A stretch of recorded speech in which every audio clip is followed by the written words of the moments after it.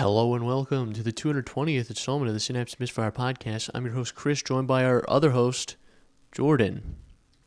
That's me, baby. Jordan, where the hell are you? I'm home at the moment. I'm at home. Oh, well, you didn't forget how to do all the platforms, right? No, I don't think that's location specific. I think they fixed that with a software update, so I should be good. Oh, that's good. All right. So, as always, you can find us on Apple Podcasts, Google Podcasts, Breaker, Radio Public, Spotify, Pocket Casts, and the RSS feed linked below. Also have YouTube and Spotify where you can view us in a video format. You can see our weird setups for today, actually, so check that out. And Instagram, TikTok, you can catch us there. You can also contact us via email, synapsemisfire@pm.me. Send us your comments, questions, concerns, and death threats. Yes. There's been a lot of fighting with this setup this morning. Yeah, it seems like my setup was a little less, painful because I don't have the mixer and all that shit going on. I just have my computer and a mic. Well, I wasn't expecting the curveball of like, hey, if you're using the mixer on your on Discord for some reason, for some arbitrary reason, you can't record it. Yeah. Isn't it ironic that my Blue Snowball, $50 mic here can do both Audacity input and Discord input, but the mixer that's supposed to be super fancy and high tech and all those cool features is just nah. Yeah, you deal with what you have, Yeah, you do. And speaking of dealing with what you have, Chris, we talked about this before we recorded, but I just want to do a little recap as to why we're in this situation right now for the audience. Yeah, it's cold. That's the long and the short of it. It is cold. Yeah, long and short of it, it's cold. Specifically, a feels like temperature of -1 degrees. So a little chilly, I would say. And basically, to keep a long story short, because Chris has already heard this, I was supposed to be to Chris's by 10 in the morning, as we usually do for podcasts, and it was 9:29. I was like, all right, I'm gonna go start the car. I put down the game I was playing, went outside, and as I walked out the front door, I was like, what if my car just didn't start? What would that be like? And I went outside, I got in the car, and lo and behold, my car didn't start. So I think my battery just died because I was able to jump it, but not in a way that I wanted to particularly jump it and then drive 20 minutes to Chris's house and then have to jump it to come back. So I brought it to a mechanic to sort of charge on their battery charger. And my alternator, all that seems fine. It's just I haven't driven the car a lot, and yeah, it's cold. So I think it just died, frankly. I work 5 minutes away. I drove to work twice this week, so it's not like the alternator did a whole lot in those 5 minutes, the 2 times I did drive it. But yeah, hopefully that's the end of it. But for that reason, we're remote today. Yes, it would appear so. And if anything's weird or kind of stilted or strange, it's because of, like I said, our strange setup. We have approximately 100,000 years of delay. So. Yeah, actually to the point where after I finished explaining that story, I looked over at my camera setup, and then I was like, oh man, this is going to be really awkward in the final edit when Chris doesn't respond for 3 seconds. Oh yeah, no, it's going to be great. It's going to be awesome. So, but all that aside, the show must go on. So Chris, as always, what have you been up to? I have been I've been doing my normal stuff. All right, so I finished The Way of Kings. I finished this first Stormlight book. Hell yeah. It was very good. I liked it. But I did hear, I talked about this last time, but it's official now. I did hear that Apple TV has picked up the rights to all the Cosmere adaptations. So okay. That's going to start with a series of movies for Mistborn and a actual TV show for Stormlight. Okay, that's pretty legit. Now this is going to sound a little uninformed. Is Apple TV a stick, like Fire Stick, or is that a software, like an app?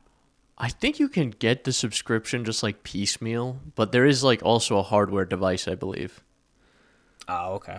Interesting. So, I mean, hopefully the barrier to entry is not too high. Then hopefully it is just like you can download it or you can get their little dongle dingle or whatever. Yeah, I think I think it's like there used to be like a little box that you could get for the TV. I don't know if it's the same. I've not looked into this, but I'm assuming you can also just like jump to it in a browser or something. Yeah, nowadays, I'm sure. Actually, now that you mentioned the box, that does ring a bell because I remember when we were at Giraffe Man's house a few years back. He had the box, he had the dongle, so that makes sense. Yeah, I that's not an insignificant bit of news. No, that's pretty sweet. You say and- Cosmere? What is that? That's the world? Yeah, that's like his connected universe. So it's kind of like the MCU in a way. It's the Sanderson universe. Yeah. And what's I think the best part about this is apparently as part of the deal, Brandon Sanderson himself was given like full creative control and was given is actually writing the scripts ahead of time, which is like thank God. Yeah. That's not insignificant news right there, that's for sure. Because they just brought in this shit ass writing team, and then Brandon was just there, like, "Hey, yeah, you should probably do this or that." They just have the guy who wrote the books write the thing. It makes sense. That honestly, Chris, I don't see the logic in that. Why not just bring in some randos who have no affiliation or desire for the universe? That seems way more efficient. Just bring in randos. Yeah, just bring in like a guy, just like a normal guy. Like, what if we just had James Gunn? Yeah, exactly.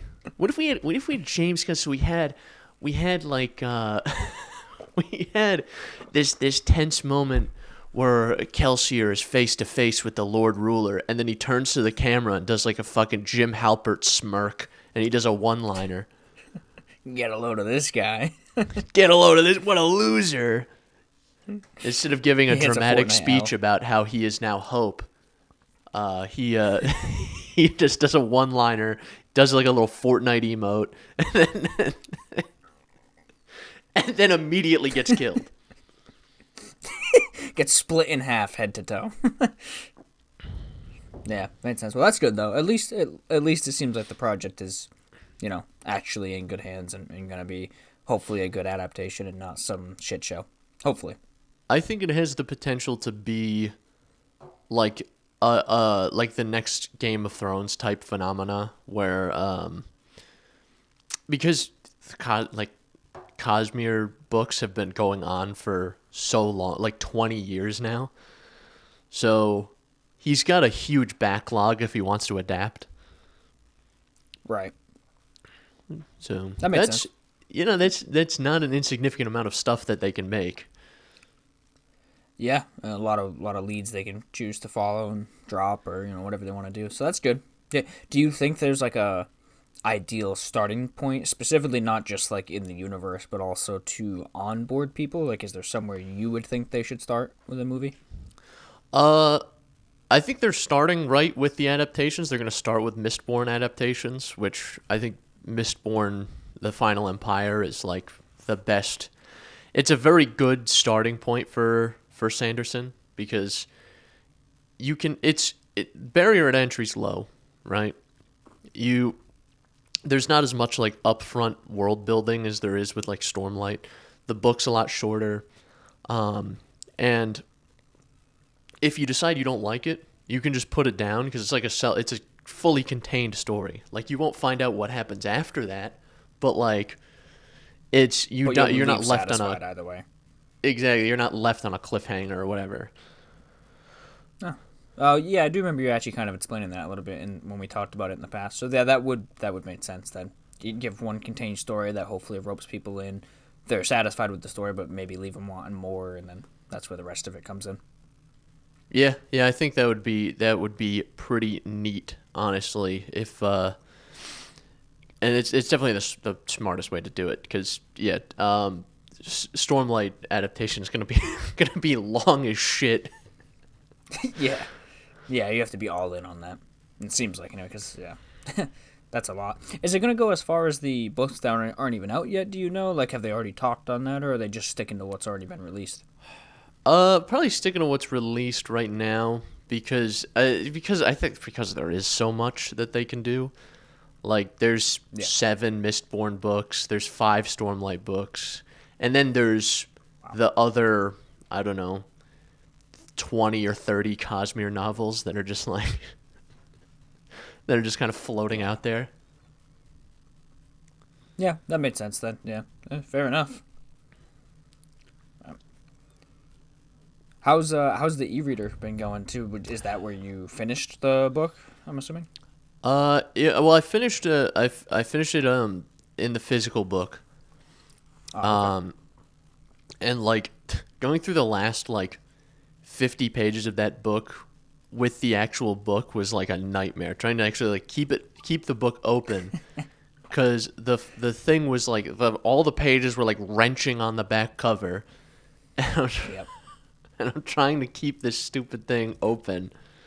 It was just like kind of annoying. Yeah, that's the worst part about books, especially if you're anything kind of like I was when I was into reading, where I'm not so much like this now, where I can kind of appreciate a book that looks weathered, it looks like it's been read. But at the time, like when I was into reading, I was reading a lot of like video game adaptations, and I considered those books like part of my collection, so to speak. Like the Spider-Man book that ties into the game, I considered that like a collector's item. So like bending the spine and stuff was pissing me off. So I would force myself to read at this thing at like a 45-degree angle, practically like I was a chameleon sticking my head in the book. Like, Yeah. like, yeah. So that's annoying. I'm surprised we haven't solved that yet, too. You know? Yeah, there's no like amazing position to read books in, honestly. Like it's it's kind of obnoxious. Yeah, I mean, e-readers are, like way more convenient for various reasons. That's one of them, though. That's one of my least favorite things about reading, because then you'll find this nice, comfortable position holding the book with one hand, and then you, like, lose grip, and all of a sudden all the pages flutter shut, and you're like, damn it! Yeah, you know, it the price you pay for for expanded knowledge. Yeah, knowledge is power, knowledge is pricey, you know what I'm saying? Yeah. So I've actually moved blood. on. I actually moved on now. So between Stormlight 1 and 2, I'm reading The Devils by Joe Abercrombie. I just started that book. Okay. Well, what's he known for? Again, I've heard you say that name before. What's his He's known thing? for the First Law books. That's what it was. Yeah. So it's you very read that like too, or started it, right? I started the first one, but like I don't know, it's pretty slow paced, and I wasn't really like interested in such a slow paced thing at the time. I might go back and read them now, but I'm not sure yet. But The Devils is like the opposite, where it's like 6 pages in, you have the hook for the story right there. Like, Oh shit. Okay. yeah, it's about essentially like a bunch of it's like Suicide Squad basically. Like it's a bunch of villains, quote unquote, who have to go on a journey to help a long lost princess claim the throne, and they have to escort her back home basically. Oh, okay. Yeah. I think there's some meat there. Like I've always said, Suicide Squad, for all its faults in movie form, but like as a concept, is pretty neat, right? Getting the band of villains to have to not only unify but for a better cause. I think is there's a lot of character depth you can tap into there, so that's cool. Does that book sort of do that? Do you think? I don't know if you're far enough in yet to really tell, but like, does it tap into their dynamic? And shit like that? It's like where I'm at right now. It's like kind of starting to do that. But right now we're in like the origin of everyone like basically coming together. So there's a lot of like, well, this is how, because I was used to Stormlight, where Stormlight is like, here's this story and here's this story, and they're happening on like opposite sides of the fucking world, and then in 1,000 pages they'll come together. But Yeah. this is like, there's this story and there's this story, and they're happening in the same city, and in 7 pages they'll be one story. Yeah, yeah, that, yeah. Yeah, I don't know which one I like more, because I'll talk about it more later, but just to show a little point of relation, the Yakuza 0 that I just played recently kind of does that. You bounce between two characters for the whole 17 chapters of the game, and then, like, at the very end of this 30-hour game, they, like, briefly see each other, and you're like, oh, that's what we built up for? Okay. Yeah, So. yeah, like this is like two of the main characters, like in The Way of Kings, like Kaladin and Dalinar, they don't actually interact until like 900 pages into the fucking book.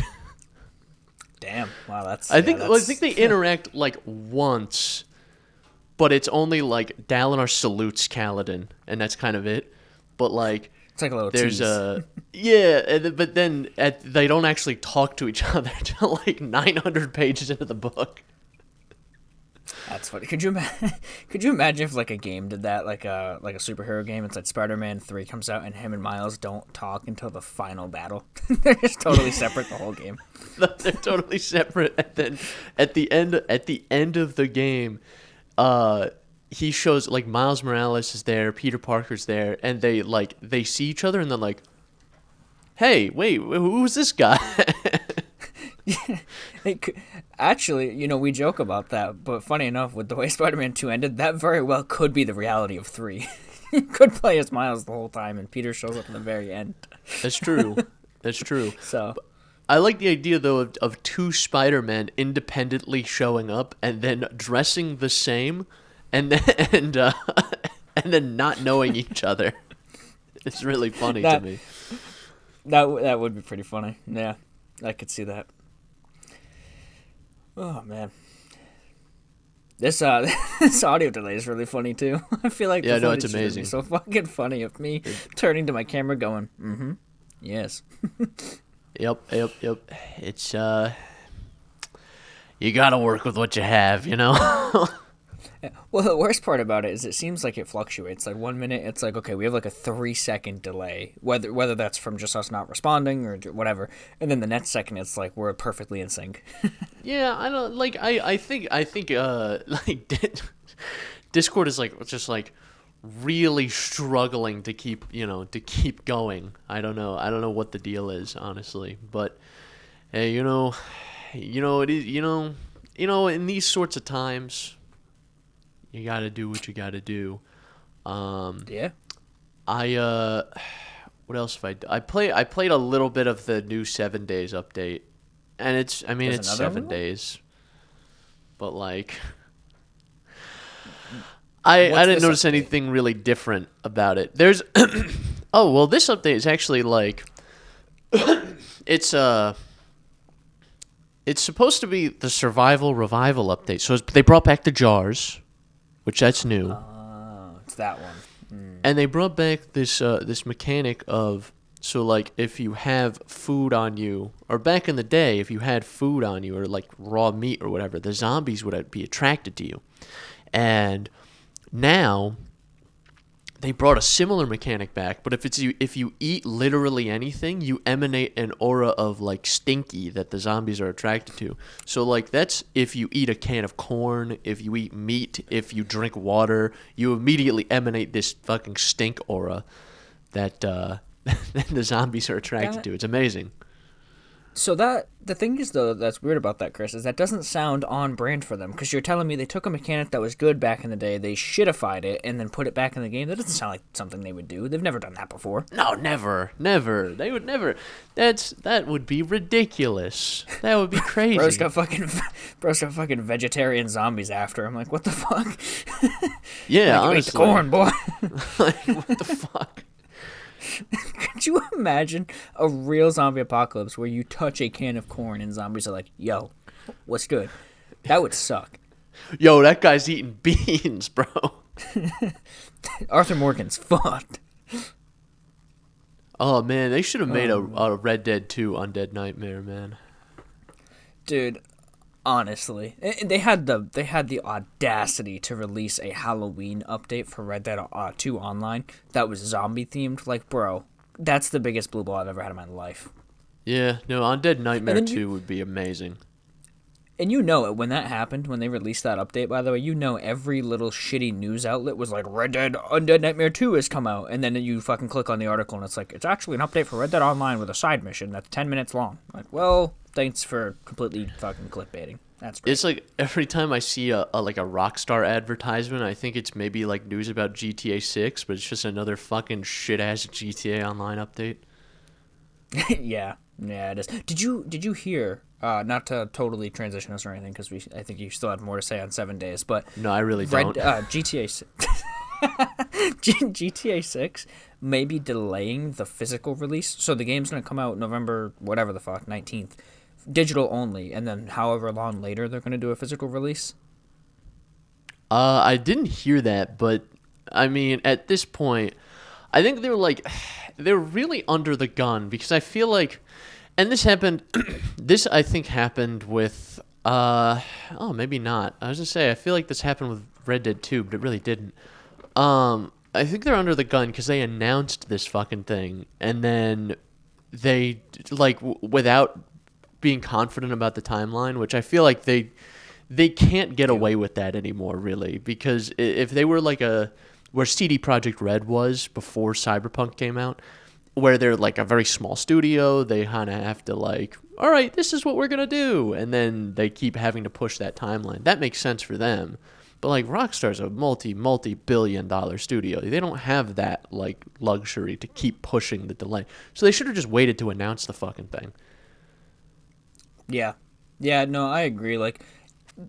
There's no way, I'm sorry, you don't delay a game a year to polish it. You delay it a year because you're not done with it. So you should have never announced that first release date in general, you know? Oh, yeah, absolutely. If they delayed it 3 months, okay, fair. You're probably, maybe you found a major bug that you have to now go through all the content just to make sure that bug doesn't appear. And that might take 3 months of QA testing.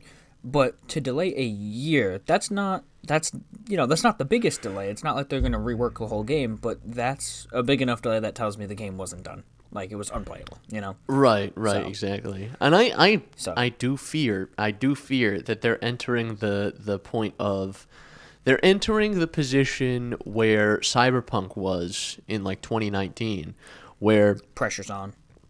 Yeah, so much pressure's on them, and people's expectations are so high that no matter what game is delivered, people are going to be disappointed. I see all the same signs. Yeah. Yeah, no, I mean, I agree, right? There's all these leaks or rumors where it's one day, I don't know if you've seen all of them, but there's leaks out there that okay, surfing is going to be a mechanic in the game. So now if surfing's not a mechanic, people are going to be mad. 80% of buildings are enterable or whatever it was. It might have been 60%, but still, that's a substantial amount when you're thinking of a fake Florida or Miami. That's a lot of buildings. So if that's not the case, people are going to be mad, and so on and so forth. Yeah, I feel like the leakers aren't really helping things, because I think also people put way too much stock into leaks too. Whereas did you hear about this leak? Did you hear about that leak? I could fucking say anything and say it's a leak. Who I can just, how do you know these people aren't just making shit up, right? Yeah, 100%. So now when 90% of those features that were leaked aren't even in the fucking game, yeah, that's a very good point. Also, I do have the feeling that it's going to be full of bugs. I hope not. I really, really hope not, because their releases in the past haven't been terrible. They've never been perfectly smooth sailing, mind you. Red Dead 2 had a good amount of bugs on day one. The difference was they weren't really game-breaking bugs. They were more like exploits or little fun things you could do. It wasn't like people were getting progress locked or anything. So if it's like that, then okay. But if it's shit that makes cars unusable because you're constantly clipping through things or shit like that, then yeah, that's terrible. All the game-breaking stuff is shoved onto their PC releases. I remember when GTA 5, when GTA 5 came to PC, you couldn't fucking launch the game for the first week it was out. I do remember that, yeah. Or you had I think there was a way you could mangle your system to make it go, where it would launch on integrated graphics, and then you could switch it to use your dedicated graphics, and then maybe it would work. I kind of do remember that. Yeah, I kind of do remember that as well, which is how did that get out the door, I don't know. Maybe they were only maybe they were only playing on integrated graphics when they were testing. Like, man, this game runs like shit, but I guess we could ship it anyway. Yeah. And then the second someone puts anything above an Intel integrated GPU, it's like, nah, not possible. Can't do it. Can't do it. Yeah, that's true. That's annoying. Listen, like I think I personally have decent expectations for the game. Like I would consider myself, I've had numerous conversations with my brother who he kind of hates AAA in general, which I do too for fair reasons. I also do, yes. But I will be the first person to tell you that I personally believe GTA 6 is going to be the biggest game of all time up to this point. In terms of I think they are going to deliver. But I still think my expectations are in check where, like, sure, people talked about the surfing being an option. I really couldn't give a shit if surfing was an option in the game. What I want from GTA, I think, is a lot different than what other people want. Like, people want all these things you can interact with and all this open world stuff. And for me, personally, like, it sounds dumb. I'm the minority here, but, like, I think GTA is at its best when it just tells, like, a really good crime story. That's my favorite part, is a good crime story with fun gunplay, with fun driving. That's what I need. I don't care if I can't surf or if I can't do fucking plane races and shit like that. So I think I'll be happy with it either way, but I know people are expecting this to be like a life sim, which I don't think it's gonna be. I definitely don't think it's going to be that. But being able to ride the roller coaster on the pier was my favorite part of GTA 5. Yeah, dude, honestly. And people are already, like, happy because the leak shows that you can, like, work out and get Jason really buff, or you can overeat and get him really fat. Hey, how about you go to a gym for real, people, instead of worrying about Jason in the game being buff? How about that? You know? Your priorities are in the wrong place. Well, because that was a thing from San Andreas, so, like, it makes sense. And in Reddit, too, a little bit. With eating, not the working out, but yeah. But, so I don't know. I agree. I guess it's just it's a neat mechanic. I don't want to have to think about my character, like having to think about my character's long-term health is like a little obnoxious. Halfway through the game, Jason gets cancer because you didn't maintain his health. He gets there's a scene like halfway through the game. It's like a chapter opening where like Arthur Morgan gets tuberculosis. It's an opening where he's at the doctor and it's like, sorry, sir, you have congestive heart failure, and he's like 600 pounds. You don't forget the mini game that's not optional in the game where you have to take Jason to his prostate exams. If you don't show up to those, he dies halfway through the game.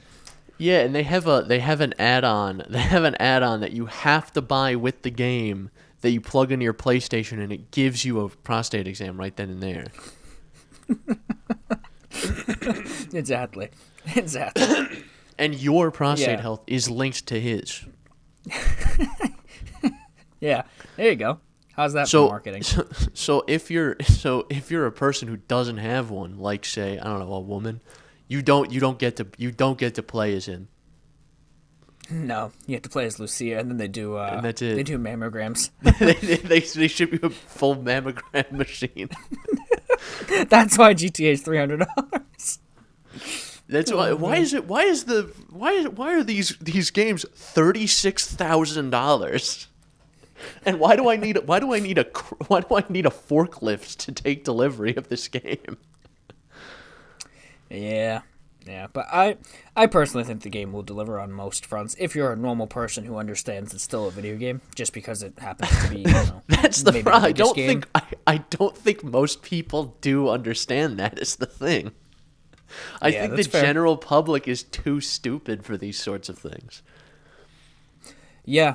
Well, I think they almost kind of think the shit grows on trees. Like what people I think forget, and obviously, there's the AI argument to be made with AI upscaling and AI creation and generation and all this bullshit.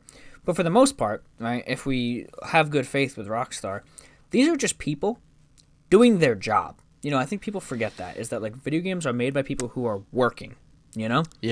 So this is their career, It's not just like this shit comes out of nowhere. There's hundreds, if not thousands, of people working to create this. So they work 40 plus hours. In the case of Rockstar employees, probably 100 hours a week because their fucking crunch schedule. Like, cut it some slack. You know what I'm saying? Like, it's tough. Products like games and movies and things, I feel like have kind of been dehumanized because of the fact that other products are so shitty. Like, physical products you buy have gotten shittier. Practices in industries have gotten shittier. So people start to look at corporations as evil, which rightfully so.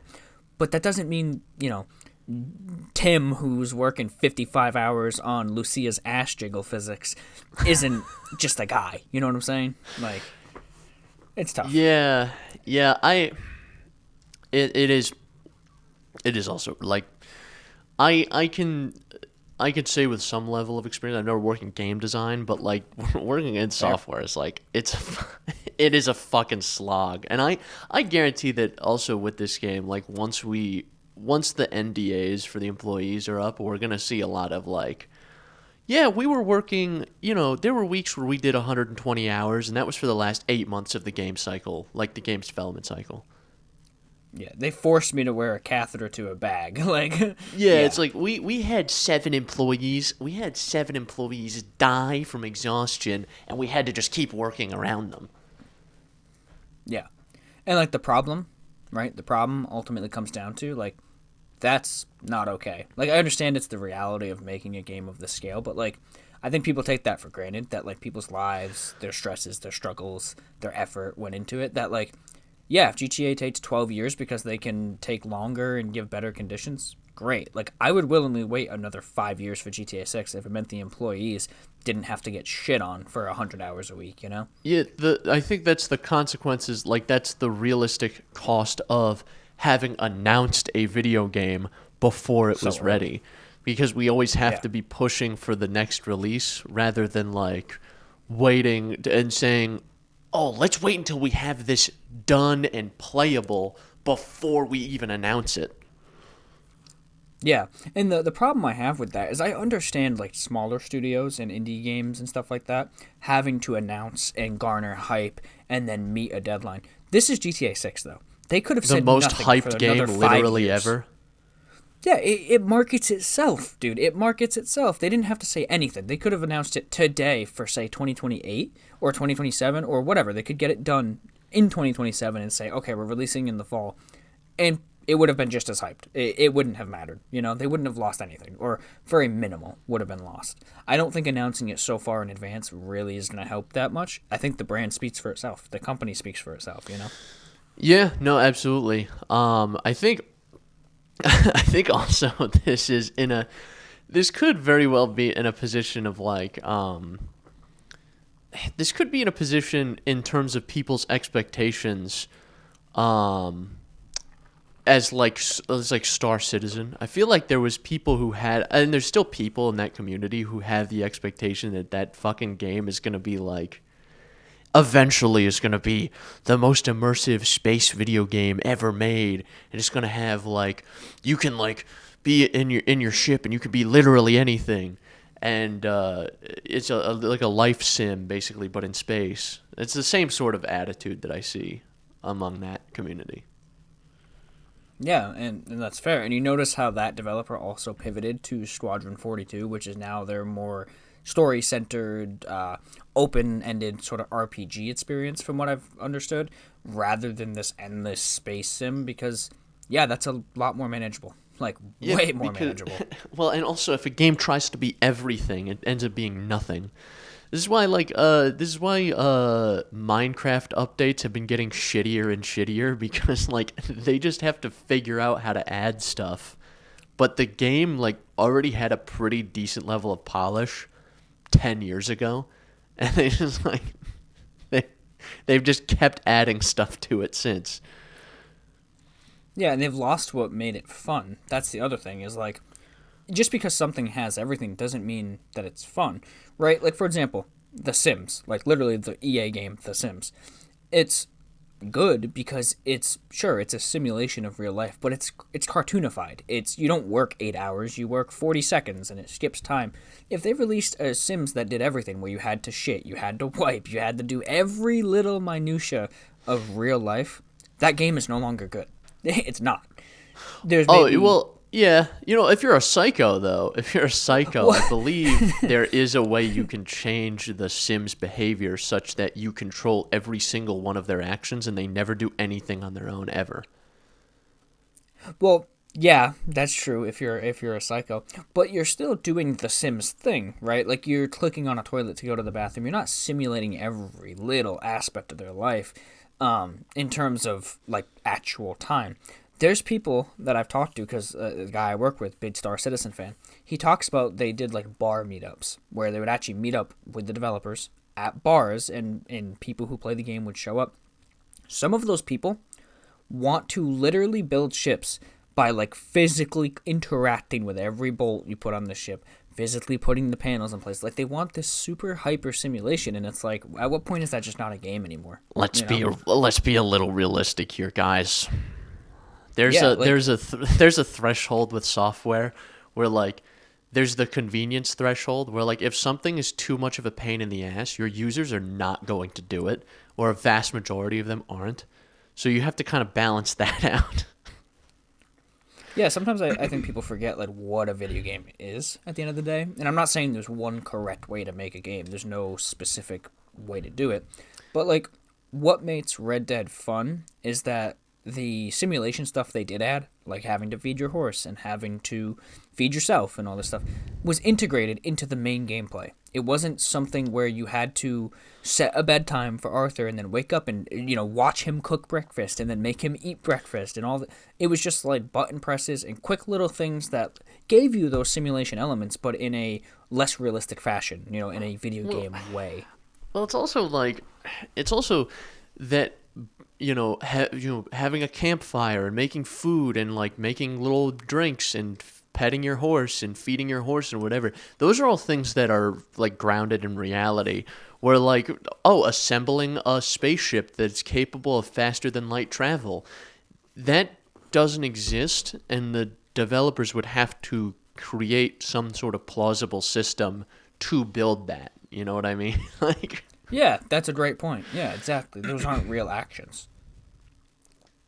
So, it's not to mention, right? Like, I think people sometimes forget that, again, back to what I said about Rockstar games, when these people are making a game, they're an expert at making games. They're not an expert at every minute detail, right? So, like, there's specific teams that do certain things. So at Rockstar, I think I remember seeing that they had a team that was like studying horses and how horses interact and working with horse experts to figure out horse things. Who is Star Citizen going to contact to figure out how to build an FTL spaceship? Neil deGrasse Tyson. Hey, I wouldn't doubt it. They have Henry Cavill in that. They could get him as like a pop-up character. But it's like, yeah, people, I don't know. It's tough. People complain about fucking everything when it comes to a game if it's not perfectly to reality. It's like, these are people, maybe the guy working on GTA who's working on the cars, maybe he's not a big car guy. Maybe he just likes making video games and that's the job he has, Maybe he doesn't understand drilled and slotted rotors and why this car would have it and this car wouldn't and so on and so forth. Like, just cut some slack, stop sweating about it and just play the damn game. Yeah. That's a very good point. But yeah, I that remains to be seen. We'll see like what this fucking, if it's digital only release on if it's digital only on release, the servers for like Microsoft and Sony servers are going to be down for probably days. I mean, you remember what happened with Cyberpunk on Steam? It was down for hours. that probably had, I'm going to say, half the hype that this game has. I'd have to agree. Like, I don't know what the actual figure would be, but half sounds about right. Like, I don't think you can measure. I don't think hype is like a measurable thing, really. But like, Cyberpunk was very much anticipated, but there was also people even in like the gaming space who like didn't care about it or hadn't heard about it. There's zero people, I think. I feel like if you went to uncontacted tribes in the Amazon and asked them, they would know about GTA 6. Yeah, 100%. It's like, it's that level of hype that I do feel like anybody, casual game, if you asked anybody who plays a game from time to time, they at least know what a GTA is, and I'm sure they probably know about GTA 6. I mean, I can very well foresee like this game selling 50 million copies in like the first few days. yeah, yeah, yep, yeah. No, I agree. Shit. I'm gonna be there day one. Like I know I am. It's literally games like they got GTA me. are the reason I have console. That is the only reason I own a PlayStation 5 is for games like GTA, because I know they don't release day one on PC 99% of their titles. So I will be there day one with my measly little PS5, probably waiting for the servers to come back online so I can download the damn game. Yeah, honestly, like So, they would have to. They're gonna have to put in like some kind of queuing system or whatever. Like you get the server for a little bit. yeah. Yeah, that's true. And then it's tough because some people have slow ass internet. Like think about the people in the middle of the country with nothing. They have fucking 30 meg internet. It's like those people are gonna take probably 3 days to download the game. Yeah, we have like So, we like, have like fucking we have like Johnny Cornhusk who lives in fucking Nebraska who's got DSL. Yeah. Yep. So it's like, do you give him the server for 3 days, or do you boot his ass off and prioritize people who can download the game, right? So that's going to be another problem if they do some sort of queuing system. It's tough. Yeah. Like they almost have to like require a minimum download speed. Like, oh, you have to have at least like 200 meg. If not, you're not getting on the server queue. Well, yeah, they'll probably do like a queue kind of like that, where they're gonna try to skim the top people first. Say like Yeah. get like the top 20% of this, or whatever our server load is. Get like the top 20% of this in terms of connection speed. Let them download the game, and then we can like kind of move on down the bands as we go. Yeah. Yeah. So like the that bottom would make 10, sense. like the bottom 10%, like we can just give them the server for a week. Yeah. Yeah, that would make sense. Or they'll fuck it all up. They won't do anything like that, and the servers will crash, and everyone will be cooked. Which seems like probably the more likely outcome. Which is absolutely going to happen. But I remember how shit my old internet used to be. I would download stuff at like 1.5 mega. It was megabytes per second. So like my speed was like, it's like 20 to 30 megabit per second or something like that. Very, very fucking slow. And man, downloading games with that took so like GTA 5 download. That's not even a huge download by today's standards. It's like a 60 gig download or something. That took like an entire day, like 24 hours to install. Yeah. Yeah, that's fair. I remember having to do that. Like, a game would come out on, say, a Tuesday. I would get home from school. I would start the download, and I'd play it sometime Wednesday after school. Like, I do remember those days. Yeah, So, now it's like I hit install. I'm like, if it takes more than like 10 minutes, I'm like, what the fuck is going on? yeah. Yeah, like, I don't even have the quickest internet in, like, the world over here. I don't even have gigabit technically. I think I'm at 800 or 700 meg or something, but it's a very reliable connection, which is sometimes, more important than just raw speed. I can download, like, I downloaded Yakuza 1 and 2, which is a total of 102 gigs, I think, total. I downloaded that in, like, 15 minutes. Yeah, like So, I have pretty close to gigabit. I think technically I'm listed at 800, but it's very close to gigabit, like on a regular day. So, yeah.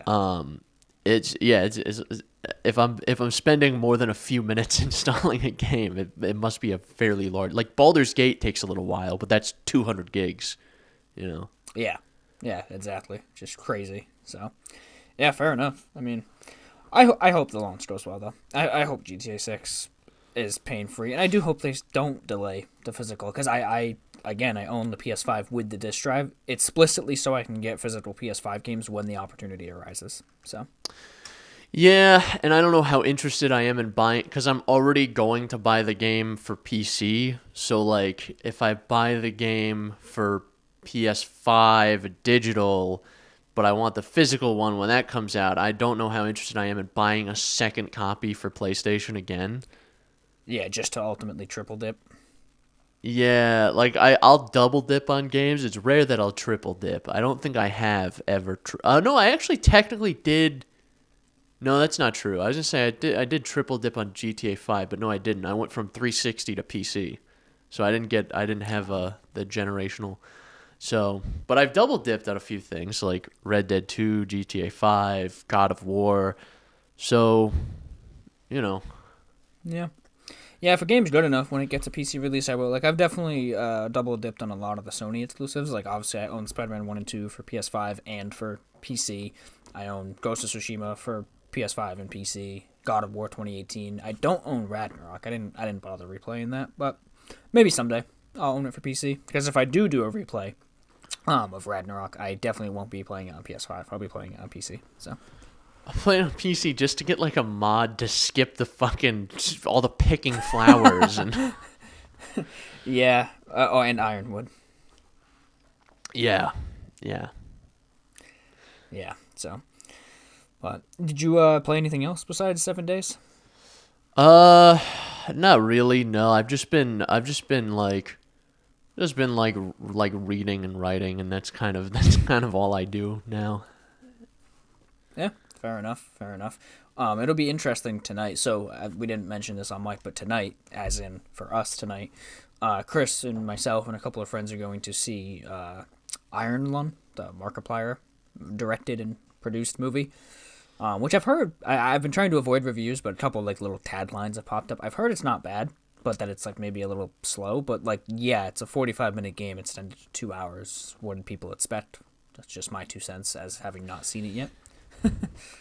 I heard that the like actual Rotten Tomatoes like consensus was pretty good among reviewers, but I know IGN gave it like a weirdly low score.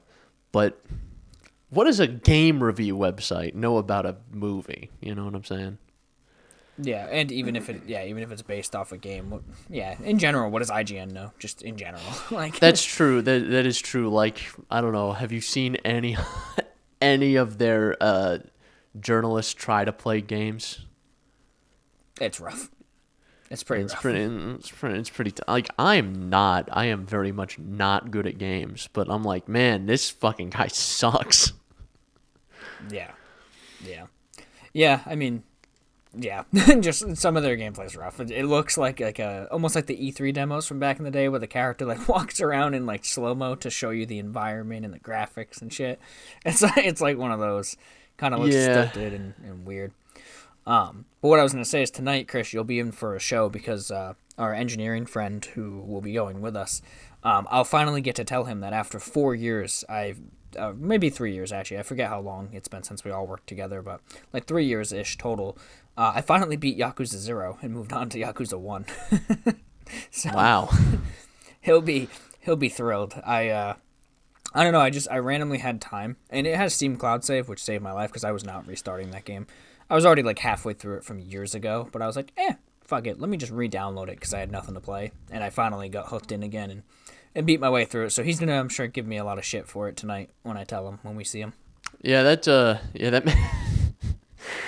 I know for a fact because I feel like he spent 100 years playing Yakuza games. Where like I would ask him like, or he would be like, yeah, last night I was playing Yakuza, and I'm like, play anything else?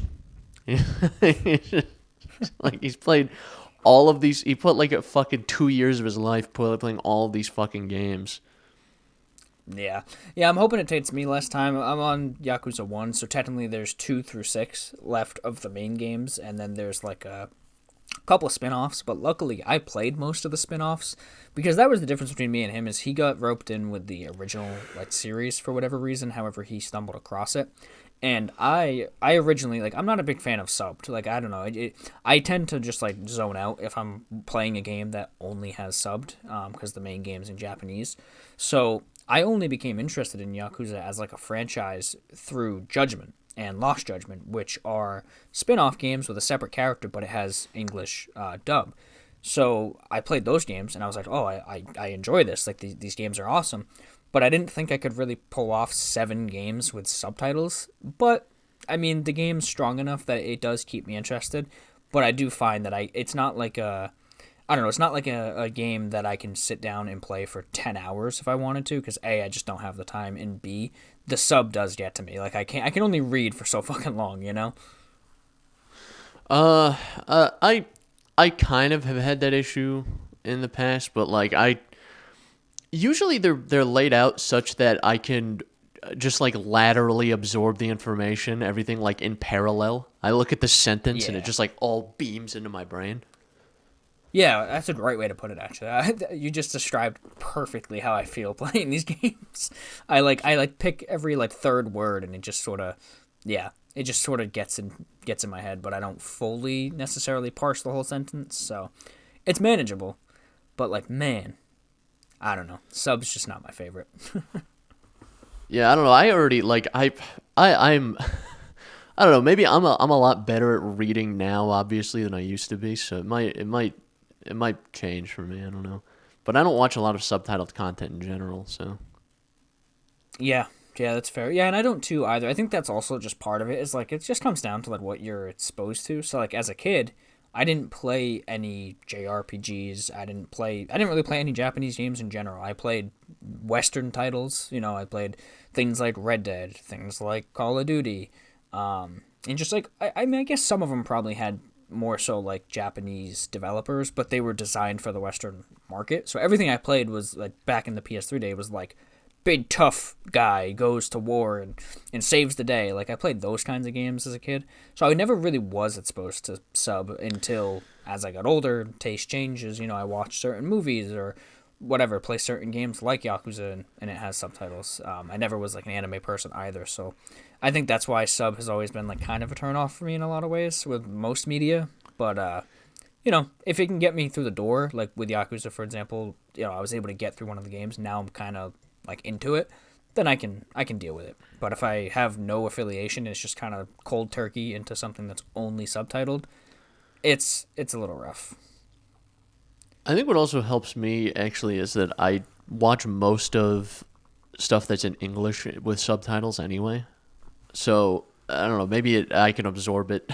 I can absorb it quicker, but the incongruousness of like having a different language being spoken versus what I'm reading is throws me a little bit. It's funny you mention that because I do watch and play like everything with subtitles, even if I don't need it. Right? Like I just I don't know, something about subtitles. I enjoy it. I think it helps me. I guess. Well, it's because nothing's mixed properly anymore. So it's like it's mixed for a theater with like Dolby Atmos. So the dialogue is like way, way, way down in the mix, and this like it's dialogue. It's like, oh yeah, it's dialogue. We're speaking. Boom, boom, music. Boom, gunshots, and so you have to constantly like fucking flick the volume back and forth. So I just have the subtitles on. I'll just read what they're saying. Yeah, no, that's true. That's true. And it's funny you mentioned that because I was just gonna say, actually, Samsung. I don't know if it's all earbuds. It probably is because mine are old now and they got this feature. But I just got an update the other day for my Galaxy Buds FE, called Dialogue Booster, where it uses Galaxy AI to take whatever video or anything, doesn't have to be anything specific, any video you're listening to, and it like cuts out background noise and focuses on just dialogue.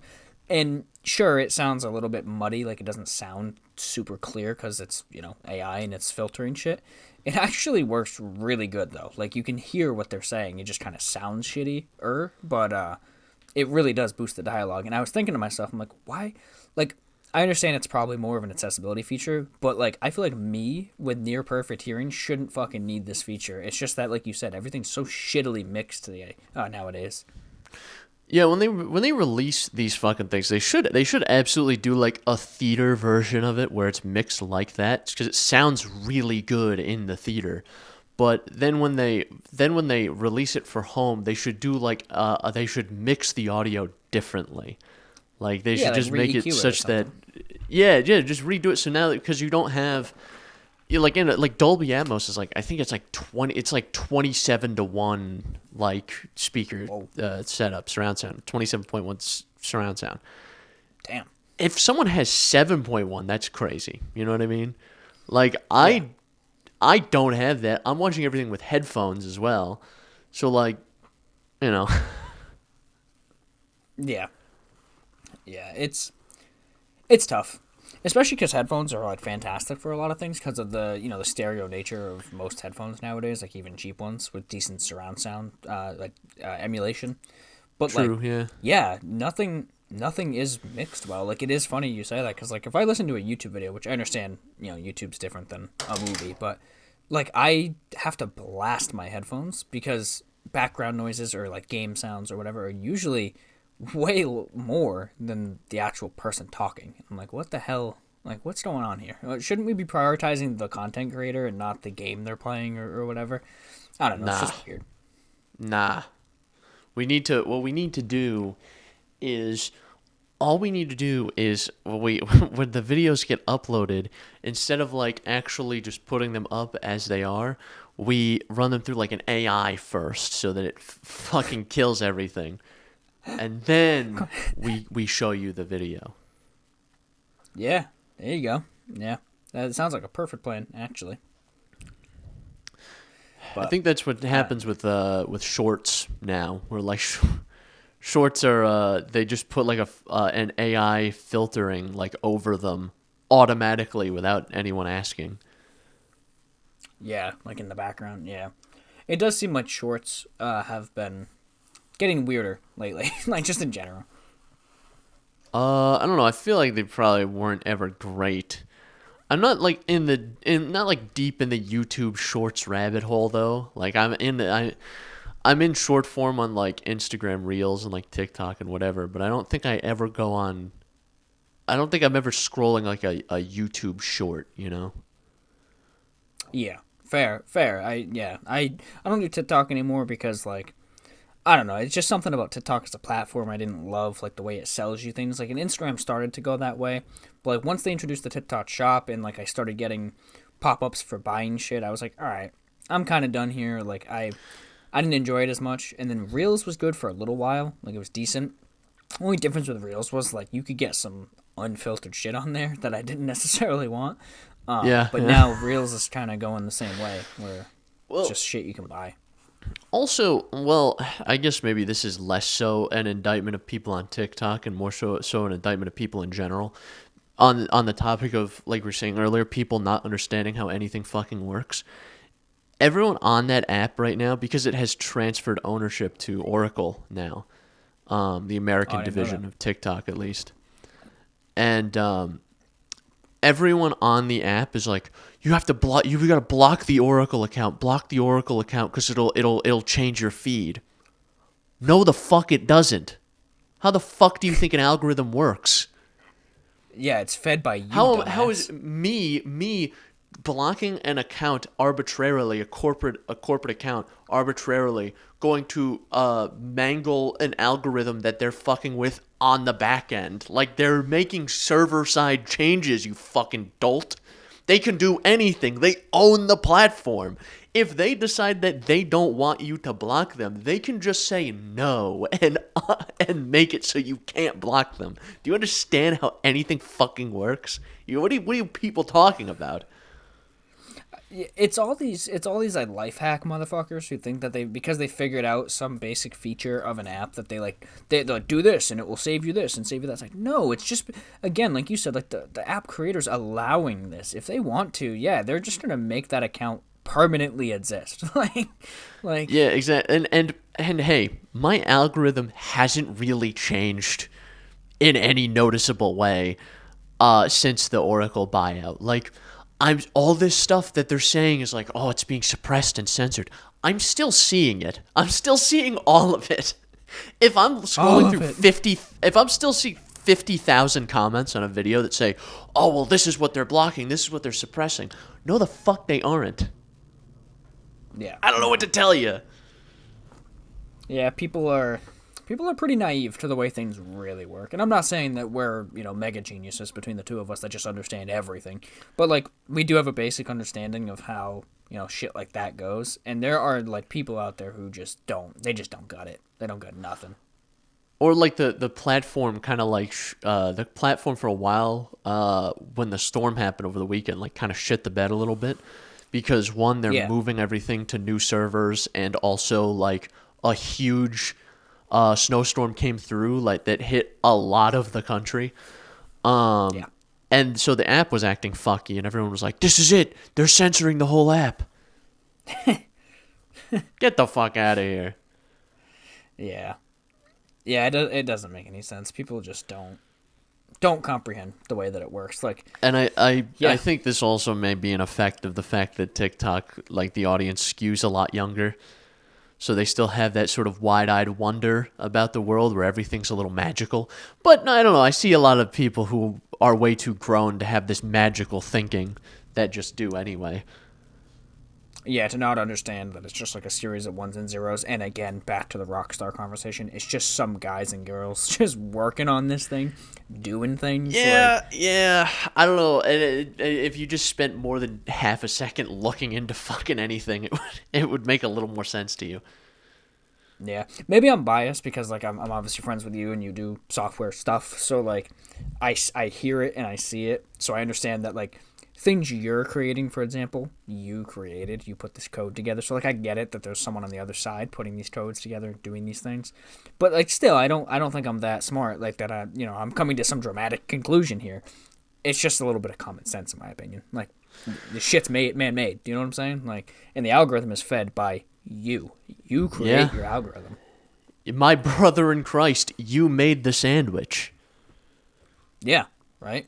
Exactly. Now you just choose if you continue to consume the sandwich or do you throw it away and rebuild it, you know? So, I don't know.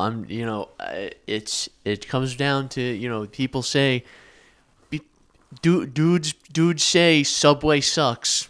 You made the sandwich. Yeah. Yep. Exactly. Yeah, that's my old man rant for the week. Is no one fucking understands how anything works. Yep. Yeah, there you go. Fair. It all ties back to what we talked about earlier with GTA too. We kind of went a little full circle there. Yeah. That's pretty much that. Yeah. Well, I think mostly that's all I got. I don't know if you have anything else you want to touch on specifically, but I think we ranted and I got what I needed to say out. Yeah. I think that we should be. I think we're all good for this episode. Yeah, I think so. No, I feel like this was actually. I haven't heard it back yet, and obviously all that, but I feel like this was a pretty good episode for a remote one. You know. For given the circumstances, yes. Yeah. Well, we'll see how it all comes together, I guess. Yeah, that is, until I get this into Premiere, and it's like, it's going to be, I'm going to say something, there's going to be like a 30-second delay, and you're going to be like, yeah! Yeah, there's a good chance that that's how this goes. So if it gets too stilted or awkward, and so if there's a lot of weird jump cuts this episode, that's what I'm doing. I'm cutting out silence.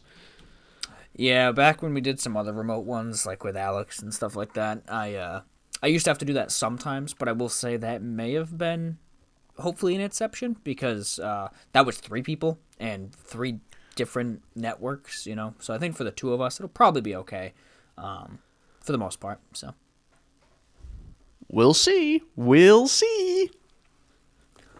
yeah, that's all I got.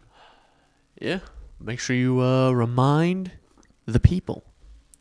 So, as always, you can find us on Apple Podcasts, Google Podcasts, Breaker, Radio Public, Spotify, Pocket Cast, and the RSS feed linked below. YouTube and Spotify have the video platform where you can see us in our new domains for this episode. And, as always, Instagram, TikTok, contact us there, check us out there. And via email, synapsemisfire@pm.me. Send us your comments, questions, concerns, and death threats. Yes, sir. Well, it's actually the same domain for me. I didn't go anywhere. Well, I was going to say that, actually, because I realized, I was like, I think you said you were with the mixer, so I'm like, you didn't move the mixer. You're definitely just in the studio. Dude, I'm in the same exact spot I would have been. You know what you got to do? You got to get a cardboard cutout of me. That way, if I'm not there, you stick it in the spot.